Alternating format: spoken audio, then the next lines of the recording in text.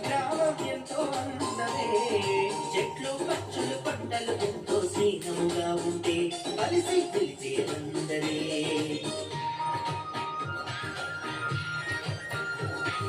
పూలు విరిసేనే రంగుల నవ్వులు చిందేనే పూలు విరిసేనే రంగుల నవ్వులు చిందేనే ఉన్న మిట్టి కోయిల మంచి పాటే పాడేనే చల్లగా కూటికి చేరేనే